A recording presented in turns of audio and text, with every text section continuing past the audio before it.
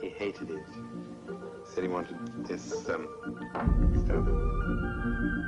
100 years ago, a new theory about human nature was put forward by Sigmund Freud. He had discovered, he said, primitive sexual and aggressive forces hidden deep inside the minds of all human beings.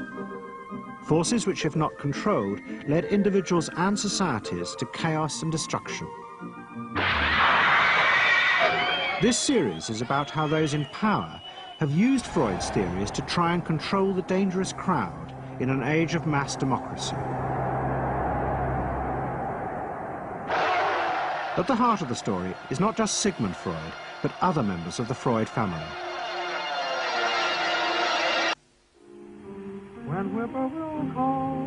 This episode is about Freud's American nephew, Edward Bernays.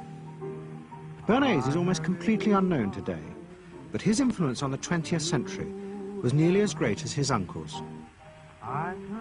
Because Bernays was the first person to take Freud's ideas about human beings and use them to manipulate the masses.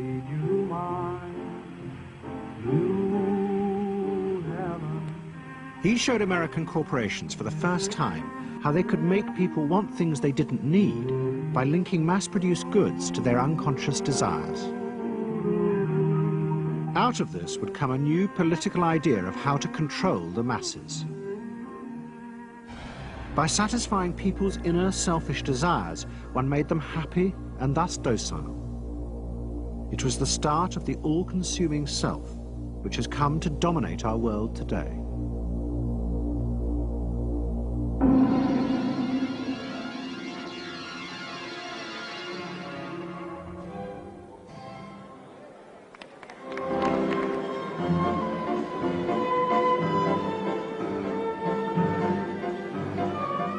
Freud's ideas about how the human mind works have now become an accepted part of society, as have psychoanalysts.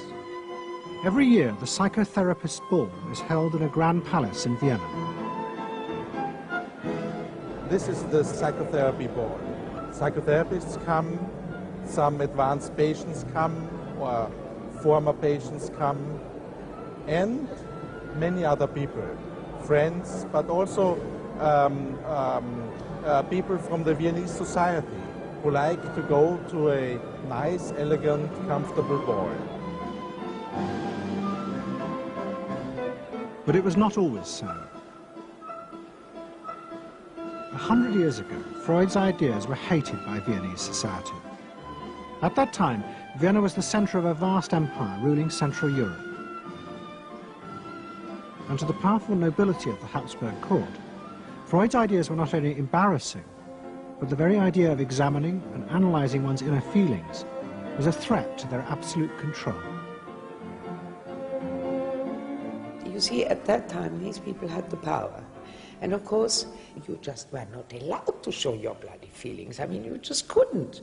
You know, I mean, you couldn't, if you were unhappy, can you imagine, you, for instance, you sit somewhere in the country in a castle, you are deeply unhappy, you are a woman.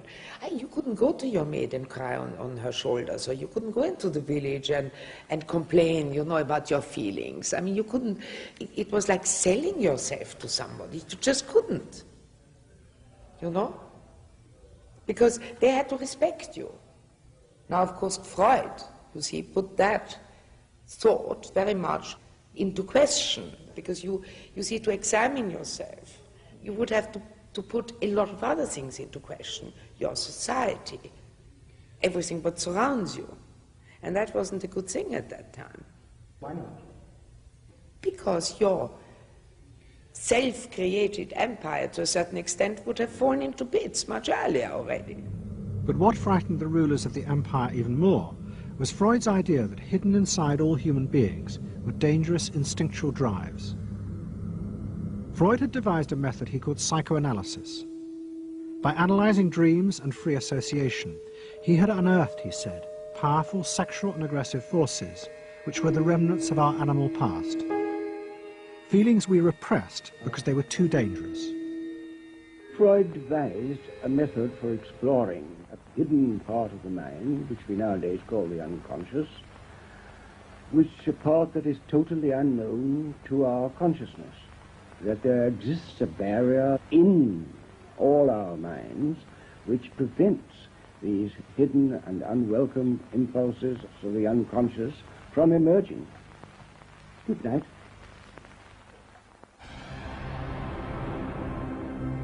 In 1914, the Austro-Hungarian Empire led Europe into war.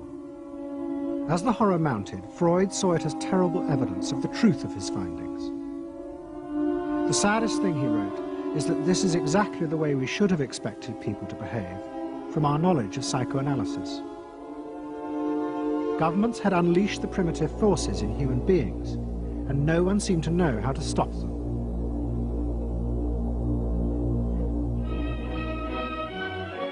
At that time, Freud's young nephew, Edward Bernays, was working as a press agent in America. His main client was the world-famous opera singer Caruso, who was touring the United States.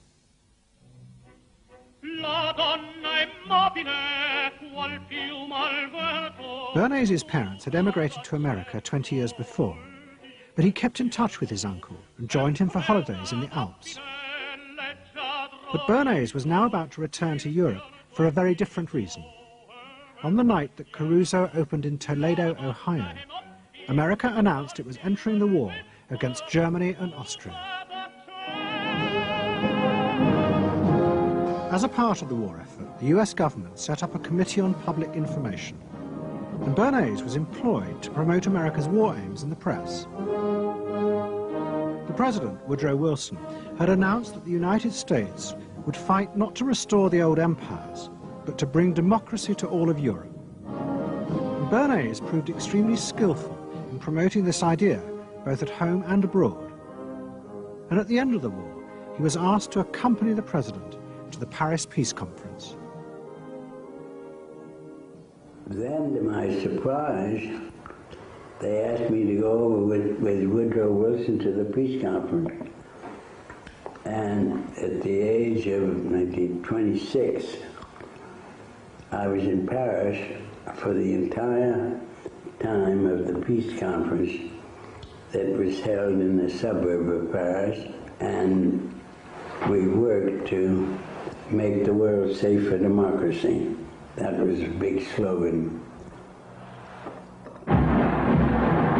Wilson's reception in Paris astounded Bernays and the other American propagandists. Their propaganda had portrayed Wilson as a liberator of the people, a man who would create a new world in which the individual would be free. They had made him a hero of the masses. And as he watched the crowds surge around Wilson, Bernays began to wonder whether it would be possible to do the same type of mass persuasion, but in peacetime. When I came back to the United States, I decided that if you could use propaganda for war, you could certainly use it for peace. And propaganda got to be a bad word because of the Germans using it. So what I did was to try to find some other words. So we found the word Council on Public Relations. Bernays returned to New York and set up as a public relations counsel in a small office off Broadway. It was the first time the term had ever been used. Since the end of the 19th century, America had become a mass industrial society, with millions clustered together in the cities. Bernays was determined to find a way to manage and alter the way these new crowds thought and felt. To do this, he turned to the writings of his uncle Sigmund. While in Paris, Bernays had sent his uncle a gift of some Havana cigars. In return, Freud had sent him a copy of his general introduction to psychoanalysis. Bernays read it, and the picture of hidden irrational forces inside human beings fascinated him. He wondered whether he might make money by manipulating the unconscious. What Eddie got from Freud was indeed this idea that there is a lot more going on in human decision-making, not only among individuals, but even more importantly among groups, than this idea that information drives behavior. And so Eddie began to formulate this idea that you had to look at things that would play to people's irrational emotions And you see, that moved Eddie immediately into a different category from other people in his field and most government officials and managers of the day who thought if you just hit people with all this factual information, they would look at that and say, oh, of course. And Eddie knew that was not the way the world worked. Bernays set out to experiment with the minds of the popular classes. His most dramatic experiment was to persuade women to smoke. At that time, there was a taboo against women smoking, and one of his early clients, George Hill, the president of the American Tobacco Corporation, asked Bernays to find a way of breaking it. He said, we're losing half of our market because men have invoked a taboo against women smoking in public. Can you do anything about that? I said, let me think about it.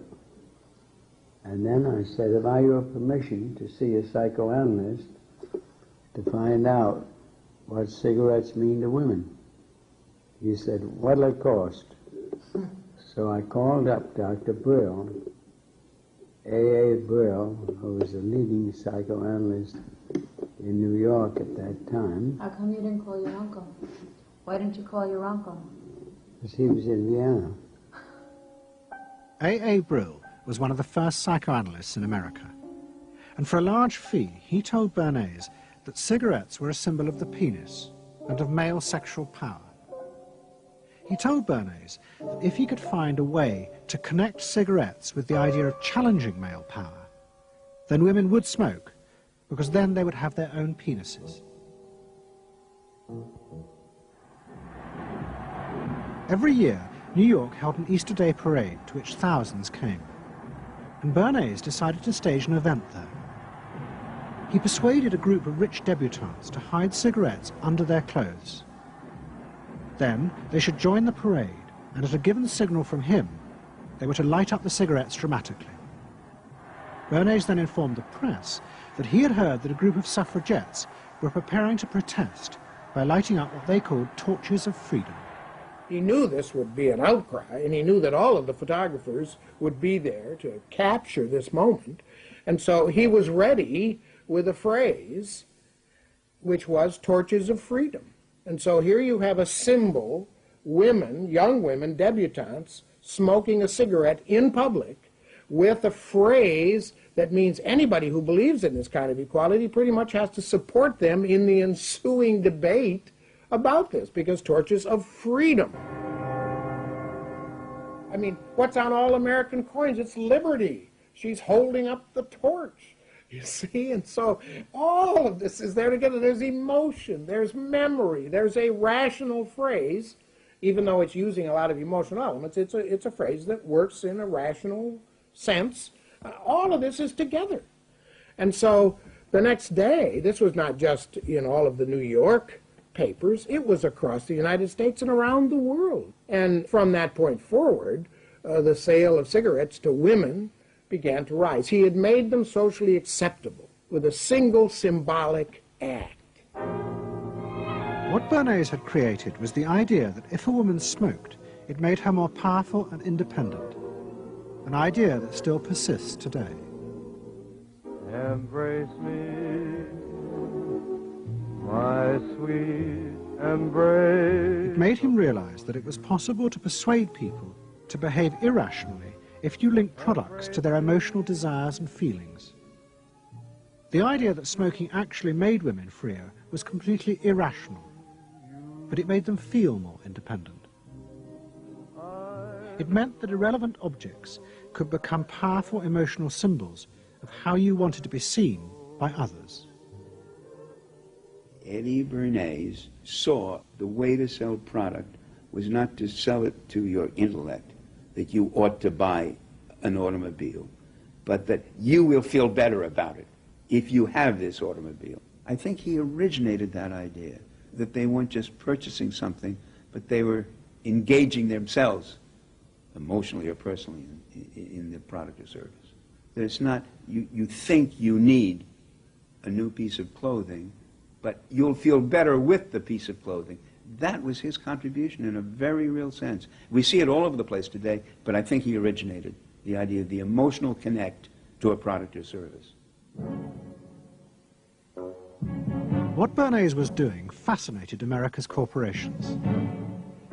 They had come out of the war rich and powerful, but they had a growing worry. The system of mass production had flourished during the war, and now millions of goods were pouring off production lines.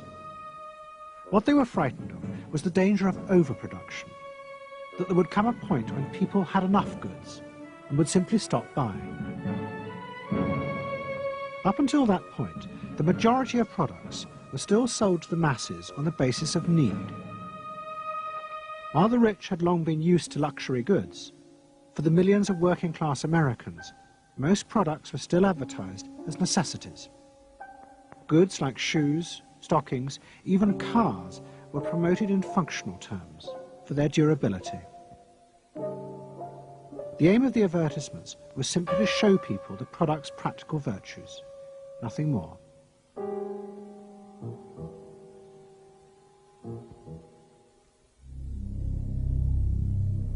What the corporations realized they had to do was transform the way the majority of Americans thought about products. One leading Wall Street banker, Paul Mazur of Lehman Brothers, was clear about what was necessary. We must shift America, he wrote, from a needs to a desires culture. People must be trained to desire, to want new things even before the old have been entirely consumed. We must shape a new mentality in America. Man's desires must overshadow his needs. Prior to that time, there was no American consumer. There was the American worker, and there was the American owner, and they manufactured and they saved and they ate what they had to, and the people shopped for what they needed. And while the very rich may have bought things they didn't need, most people did not. And Mazur envisioned a break with that, where you would have things that you didn't actually need, but you wanted, as opposed to needed. And the man who would be at the center of changing that mentality for the corporations was Edward Bernays. Bernays really is the guy within the United States, more than anybody else, who sort of brings to the table psychological theory as something that is an essential part of how, from the corporate side, of how we are going to appeal to the masses effectively. And the whole sort of merchandising establishment and sales establishment is ready for Sigmund Freud. I mean, they are ready for understanding what motivates the human mind. And so that there's this real openness to Bernays' techniques being used to sell products to the masses. Beginning in the early 20s, the New York banks funded the creation of chains of department stores across America. They were to be the outlets for the mass-produced goods, and Bernays' job was to produce the new type of customer. Bernays began to create many of the techniques of mass consumer persuasion that we now live with. He was employed by William Randolph Hearst to promote his new women's magazines, and Bernays glamorized them by placing articles and advertisements that linked products made by others of his clients to famous film stars like Clara Bow, who was also his client. Bernays also began the practice of product placement in the movies, and he dressed the stars at the film's premieres with clothes and jewellery from other firms he represented. He was, he claimed, the first person to tell car companies they could sell cars as symbols of male sexuality. He employed psychologists to issue reports that said products were good for you, and then pretended they were independent studies. He organised fashion shows in department stores and paid celebrities to repeat the new and essential message: you bought things not just for need, but to express your inner sense of yourself to others. There's a psychology of dress. Have you ever thought about it? How it can express your character? You all have interesting characters, but some of them are all hidden. I wonder why you all want to dress always the same, with the same hats and the same coats. I'm sure all of you are interesting and have wonderful things about you, but looking at you in the street, you all look so much the same. And that's why I'm talking to you about the psychology of dress. Try and express yourselves better in your dress. Bring out out certain things that you think are hidden. I wonder if you've thought of this angle of your personality. I'd like to ask you some questions. Why do you like short skirts? Oh, because there's more to see. More to see, eh? What good does that do you? That's my answer. It makes you more attractive. It does?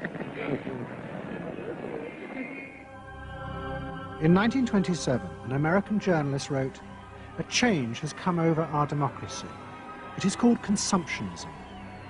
The American citizen's first importance to his country is now no longer that of citizen, but that of consumer." The growing wave of consumerism helped in turn to create a stock market boom.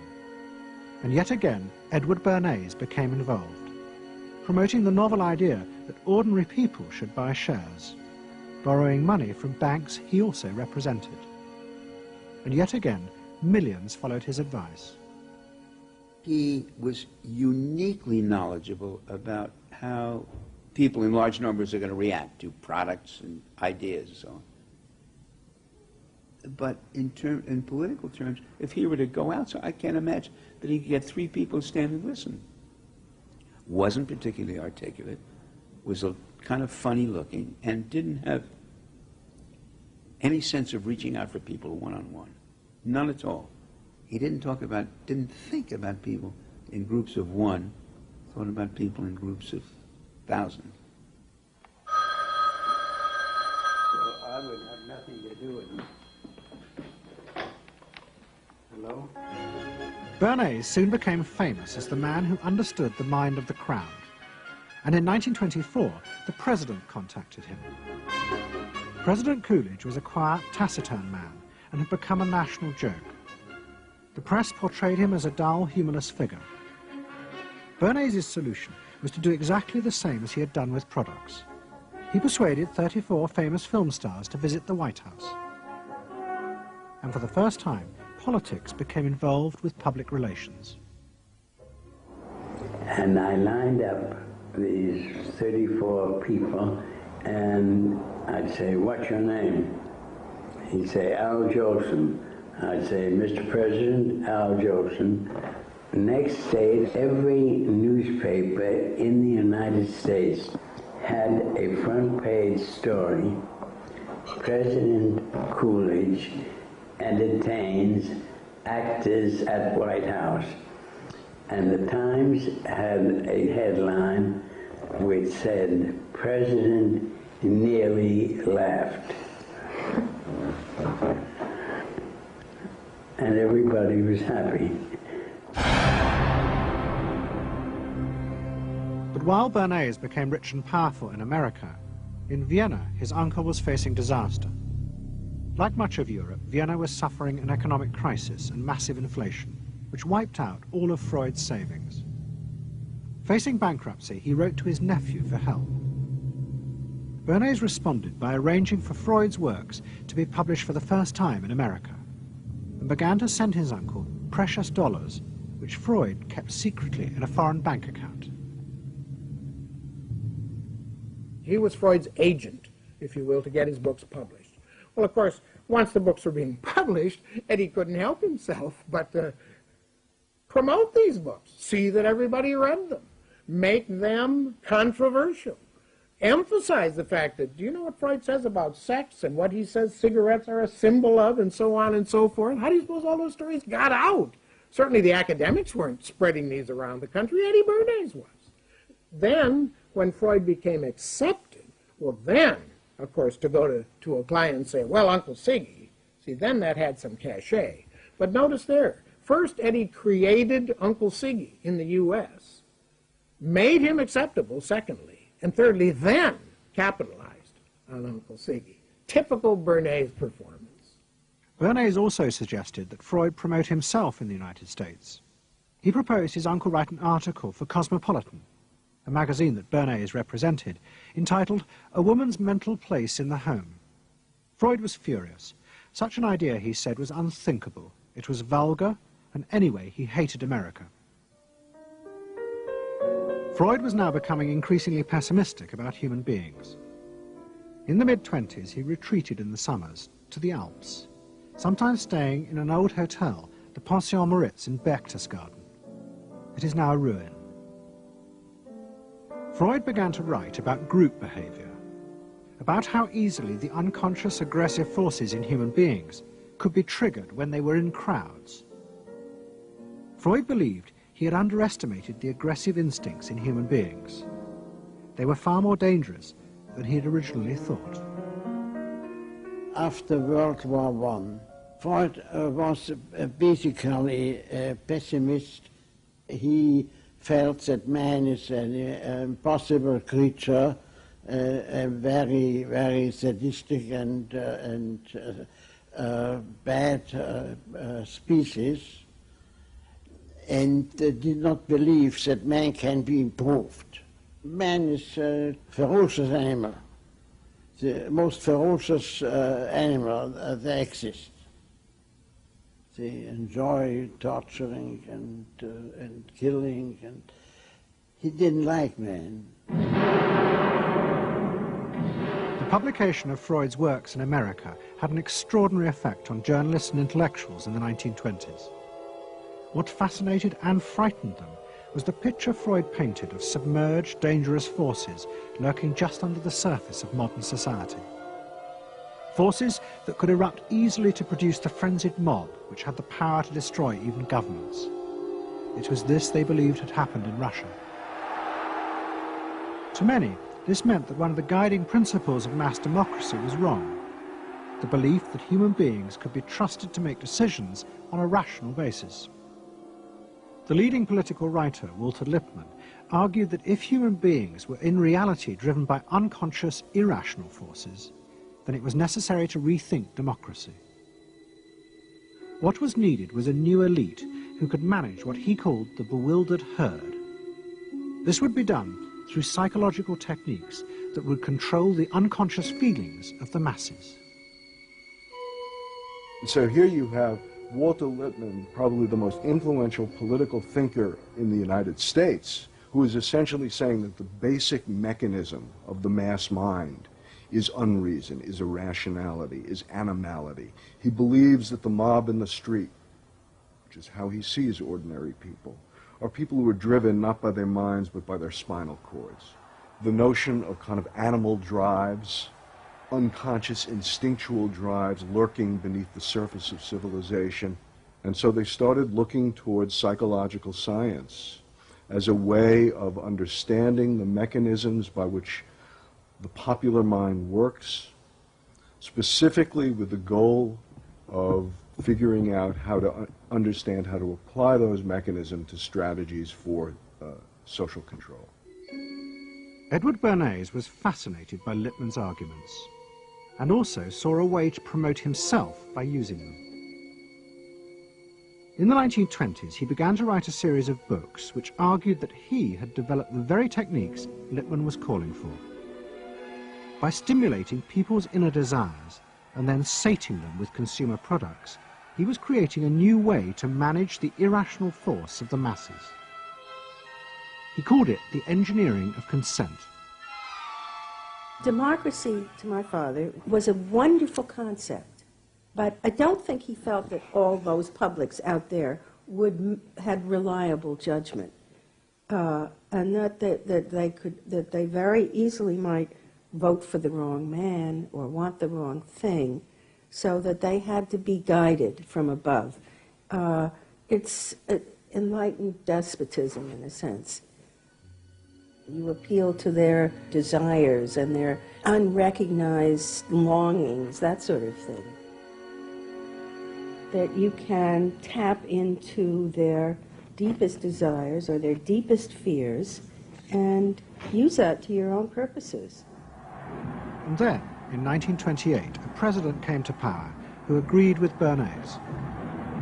President Hoover was the first politician to articulate the idea that consumerism had become the central motor of American life. After his election, he told a group of advertisers and public relations men, "You have taken over the job of creating desire and have transformed people into constantly moving happiness machines. machines which have become the key to economic progress. What was beginning to emerge in the 1920s was a new idea of how to run mass democracy. At its heart was the consuming self, which not only made the economy work, but was happy and docile, and so created a stable society. Both Bernays and Lippmann's concept of managing the masses takes the idea of democracy and it turns it into a palliative. It turns it into giving people some kind of feel-good medication that will respond to an immediate pain or an immediate yearning, but will not alter the objective circumstances one iota. I mean, democracy really, the idea of democracy at its heart was about changing the relations of power that had governed the world for so long. And Bernays' concept of democracy was one of maintaining the relations of power, even if it meant that one needed to sort of stimulate the psychological lives of the public. And in fact, in his mind, that was what was necessary. That if you can keep stimulating the irrational self, then leadership can basically go on doing what it wants to do. Bernays now became one of the central figures in a business elite that dominated American society and politics in the 1920s. He also became extremely rich and lived in a suite of rooms in one of New York's most expensive hotels, where he gave frequent parties. Oh my goodness, he had a home in the corner suite of the Sherry Netherland Hotel. And here's this wonderful suite with all these windows looking out on Central Park and across at the plaza and on the square. And he would use this place to hold a soiree. The mayor would come, all the media leaders would come, the political leaders, the business leaders, the people in the arts. I mean, it was a who's who.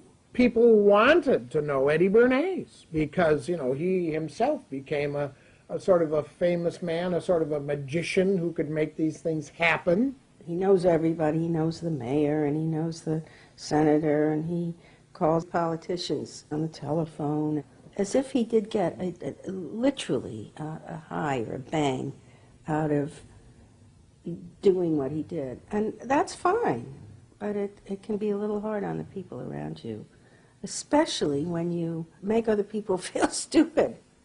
People who worked for him were stupid, and children were stupid, and if people did things in a way that he wouldn't have done them, they were stupid. It was a word that he used over and over and over, dope and stupid.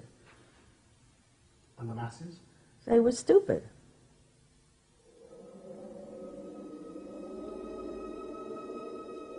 But Bernays' power was about to be destroyed dramatically, and by a type of human irrationality he could do nothing to control. At the end of October 1929, Bernays organized a huge national event to celebrate the 50th anniversary of the invention of the light bulb. President Hoover, the leaders of major corporations, and bankers like John D. Rockefeller were all summoned by Bernays to celebrate the power of American business. But even as they gathered, news came through that shares on the New York Stock Exchange were beginning to fall catastrophically.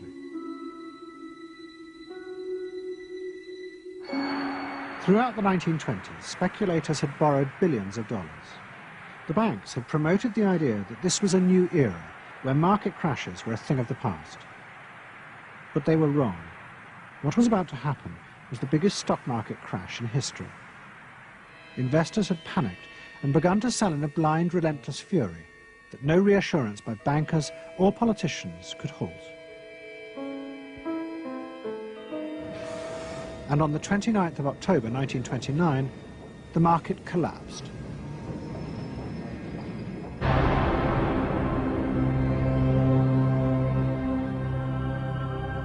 The effect of the crash on the American economy was disastrous.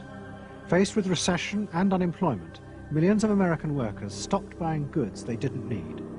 The consumer boom that Bernays had done so much to engineer disappeared, and he and the profession of public relations fell from favor. Bernays' brief moment of power seemed to be over.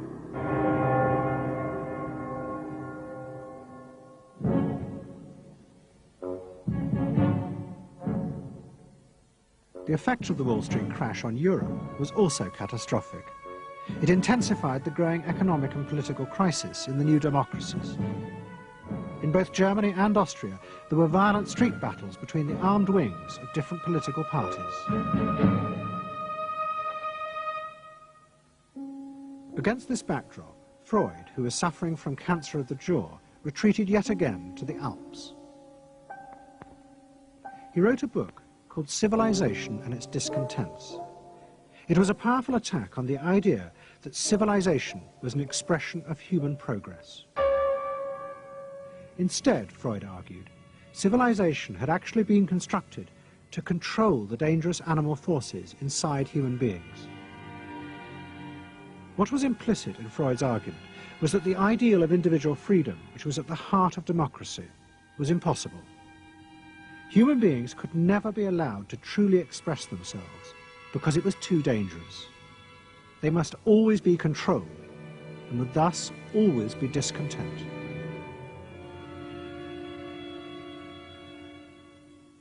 Man doesn't want to be civilized, and he is, civilization brings discontent, but it's necessary to survival.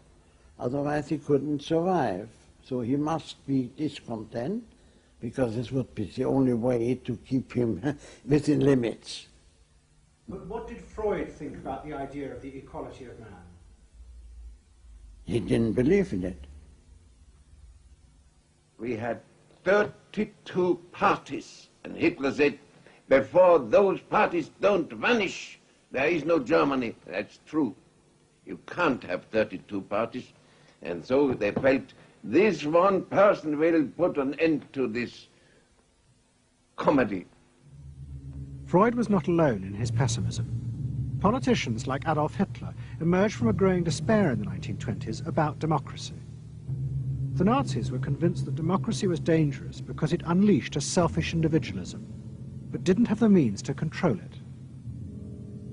Hitler's party, the National Socialists, stood in elections, promising in their propaganda that they would abandon democracy because of the chaos and unemployment it led to.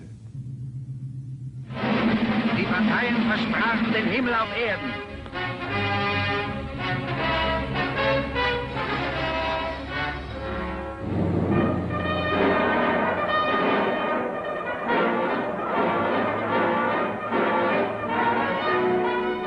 In March 1933, the National Socialists were elected to power in Germany, and they set out to create a society that would control human beings in a different way.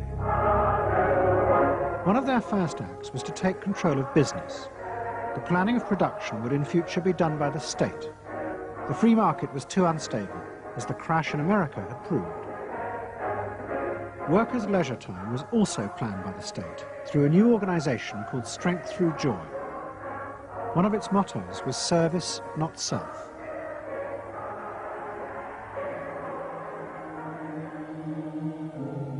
But the Nazis did not see this as a return to an old form of autocratic control. It was a new alternative to democracy, in which the feelings and the desires of the masses would still be central, but they would be channeled in such a way as to bind the nation together. The chief exponent of this was Joseph Goebbels, the Minister of Propaganda. Es mag gut sein, Macht zu besitzen, die auf Gewehren ruht.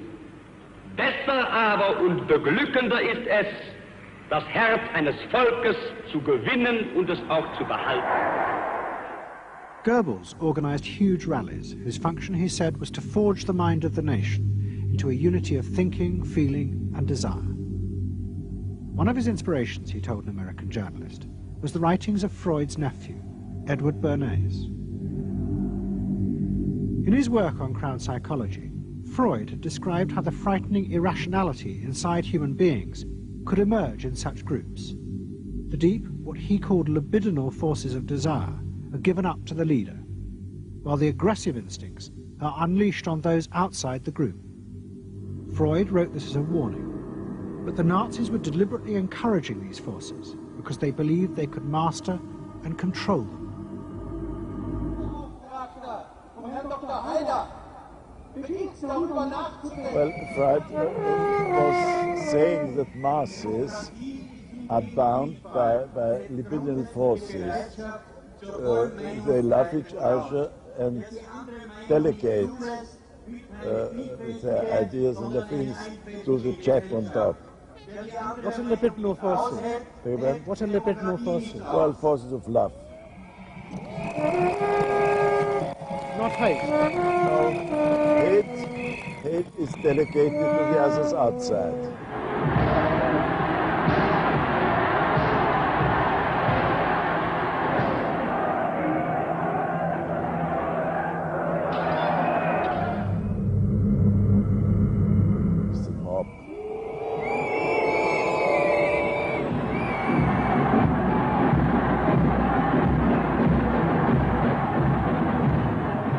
I could see from afar, looking up Wilhelmstrasse towards unter den Linden, how those 100,000 of people, when they passed Hitler, they just became completely delirious. They began to shout these cries I will never get out of my ears. Heil, Sieg, Heil. They demented. And here I got confirmation how those irrational forces, uncontrollable forces in Germany, in the Germans, had erupted, had broken out, were running wild, were departing, marching on.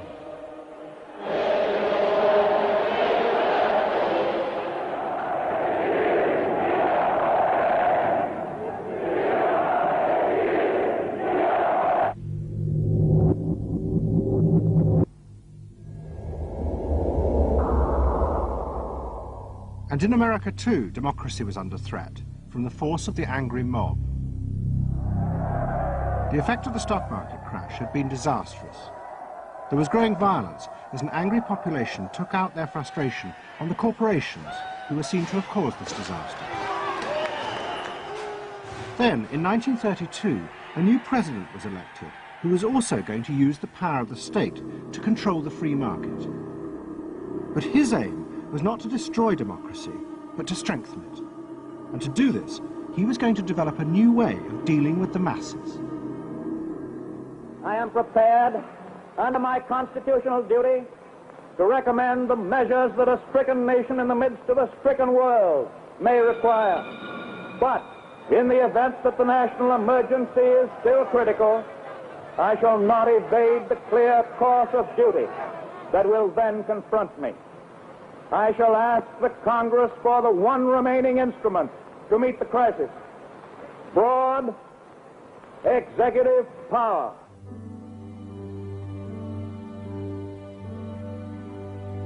It was the start of what would become known as the New Deal. Roosevelt assembled a group of young technocrats and planners in Washington. He told them that their job was to plan and run giant new industrial projects for the good of the nation. Roosevelt was convinced that the stock market crash had shown that laissez-faire capitalism could no longer run modern industrial economies. It had become the job of government. Big business was horrified, but the New Deal attracted the admiration of the Nazis, especially Joseph Goebbels. Wir betrachten die wirtschaftliche Entwicklung in Amerika mit dem allergrößten positiven Interesse. Und wir sind dort der festen Überzeugung, dass Präsident Roosevelt und seine Berater auf dem richtigen Wege sind. Es handelt sich in der Tat um das größte wirtschaftliche und soziale Problem aller Zeiten. Die vielen Millionen Arbeitslosen, die ihre Plätze an den Maschinen und in den Kontoren verloren haben, wieder an ihre alten Arbeitsstellen zurückzuführen. Das kann nicht allein der privaten Initiative überlassen werden.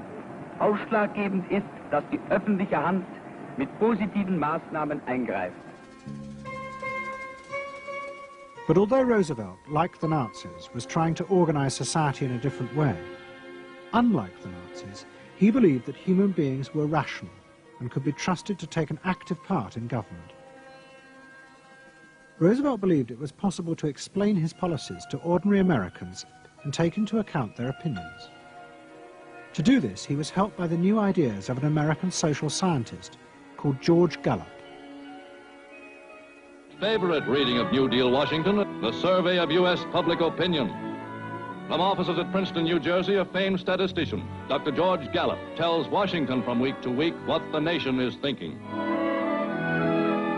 And in New York, Fortune magazine's analyst, Elmo Roper, compiles for publication a continuous record of the nation's approval or disapproval of how the country is being run. Gallup and Roper rejected Bernays' view that human beings were at the mercy of unconscious forces and so needed to be controlled. Their system of opinion polling was based on the idea that people could be trusted to know what they wanted. They argued that one could measure and predict the opinions and behavior of the public if one asked strictly factual questions and avoided manipulating their emotions. Well, how about this one? Do you think Franklin D. Roosevelt's New Deal has been bad for the nation in general? No, that question's loaded. It automatically suggests an answer. Well, how about this? Is your present feeling toward President Roosevelt one of general approval or general disapproval? That's better. Prior to scientific polling, the view of many people was that you couldn't trust public opinion. It was irrational, that it was ill-informed, chaotic, unruly, and so forth. And so that opinion should be dismissed. But with scientific polling, I think it established very clearly that people are rational, that they do make good decisions, and this offers democracy a chance to be truly informed by the public, giving everybody a voice in the way the country is run. I know my father wouldn't necessarily say the voice of the public is the voice of God, but he did feel very much that the voice of the people is a rational voice and should be heard. What Roosevelt was doing was forging a new connection between the masses and politicians. No longer were they irrational consumers who were managed by sating their desires. Instead, they were sensible citizens who could take part in the governing of the country. In 1936, Roosevelt stood for re-election. He promised further control over big business. To the corporations, it was the beginning of a dictatorship.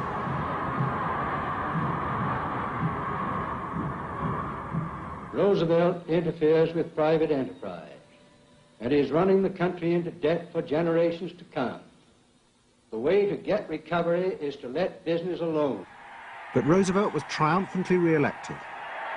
It looks, my friends, like a real landslide this time.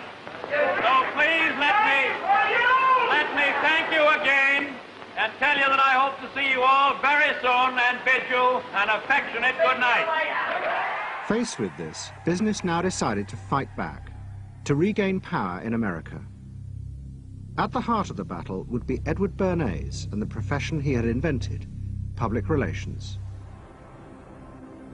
Following that election, business people start to get together and start to carry on discussions, primarily in private, and they start talking to each other about the need to sort of carry on ideological warfare against the New Deal and to sort of reassert the sort of connectedness between the idea of democracy on the one hand and the idea of privately owned business on the other.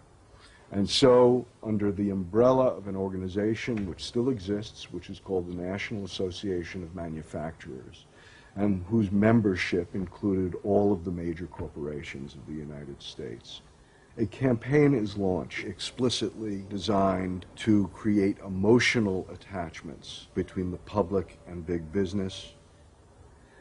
It's Bernays' techniques being used on a grand scale. I mean, totally.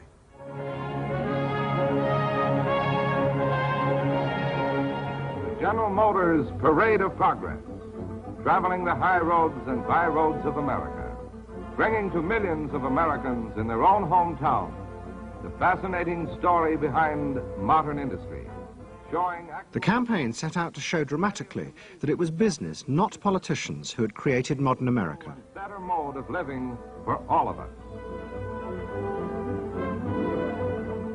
Bernays was an advisor to General Motors, but he was no longer alone.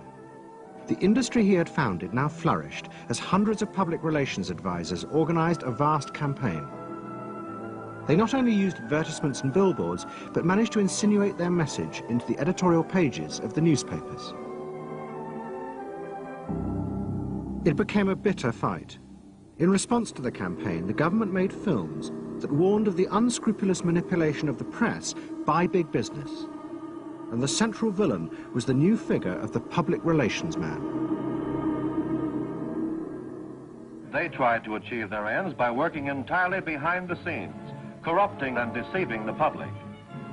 The aims of such groups may be either good or bad, so far as the public interest is concerned, but their methods are a grave danger to democratic institutions. The films also showed how the responsible citizen could monitor the press themselves. They could create a chart that analyzed the reporting for signs of hidden bias. But such earnest instruction was to be no match for the powerful imagination of Edward Bernays. He was about to help create a vision of the utopia that free market capitalism would build in America if it was unleashed.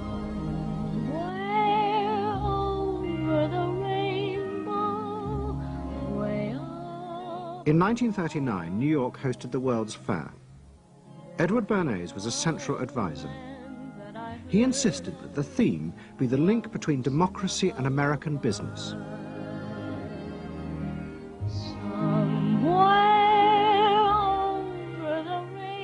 At the heart of the fair was a giant white dome that Bernays named Democracity. And the central exhibit was a vast working model of America's future, constructed by the General Motors Corporation. To my father, the World's Fair was an opportunity to keep the status quo, that is, capitalism, in a democracy. Democracy and capitalism, that marriage, right, linking, just like that. He did that by manipulating people and getting them to think that you couldn't have real democracy in anything but a capitalist society, which was capable of doing anything, of creating these wonderful highways, of making, moving pictures inside everybody's house, of telephones that didn't need cords, of sleek roadsters. I mean, it was consumerist, but at the same time, you inferred that in a funny way, democracy and capitalism went together. The World's Fair was an extraordinary success and captured America's imagination. The vision it portrayed was of a new form of democracy, in which business responded to people's innermost desires in a way politicians could never do. But it was a form of democracy that depended on treating people not as active citizens, as Roosevelt did, but as passive consumers. Because this, Bernays believed, was the key to control in a mass democracy. It's not that the people are in charge, but that the people's desires are in charge. The people are not in charge. The people exercise no decision-making power within this environment. So democracy is reduced from something which assumes an active citizenry to the idea of the public as passive consumers. Driven primarily by instinctual or unconscious desires, and that if you can in fact trigger those needs and desires, you can get what you want from them. But this struggle between the two views of human beings as to whether they were rational or irrational was about to be dramatically affected by events in Europe. Events that would also change the fortunes of the Freud family. In March 1938, the Nazis annexed Austria. It was called the Anschluss. Hitler arrived in Vienna to an extraordinary outpouring of mass adulation. But even as he drove through the city, behind the scenes, the Nazis were systematically whipping up and unleashing the hatred of the crowd against the enemies of the new Greater Germany. The Anschluss was a kind of explosion of terrible hatred against the enemies, so-called enemies, or whatever they considered enemies, against the Jews totally. and also against a lot of very decent Austrians who had opposed the Nazis in Austria. They said it's legitimate, now you can do what you want, so they did it. Stealing, robbing and killing, I can't say it otherwise. And human depravity, of course, is always very near to normal behavior. It can change very quickly.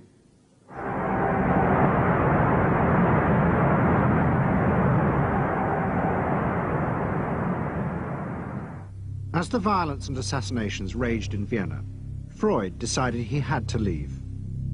His aim was to go to Britain, but he knew that Britain, like many countries, was refusing entry to most Jewish refugees. But help came from the leading psychoanalyst in Britain, Ernest Jones. He was in the same ice skating club as the Home Secretary, Sir Samuel Hoare, and Jones persuaded Hoare to issue Freud a British work permit. And in May 1938, Freud, his daughter Anna, and other members of his family set off for London.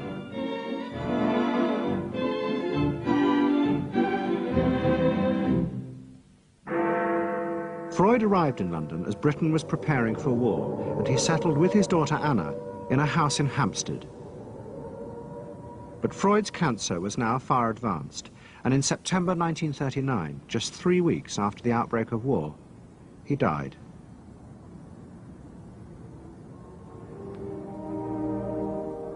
The Second World War would utterly transform the way governments saw democracy and the people they governed. Next week's program will show how the American government, as a result of the war, became convinced there were savage, dangerous forces hidden inside all human beings, forces that needed to be controlled. The terrible evidence from the death camps seemed to show what happened when these forces were unleashed. And politicians and planners in post-war America would come to believe that hidden under the surface of their own population were the same dangerous forces. And they would turn to the Freud family to help control this enemy within.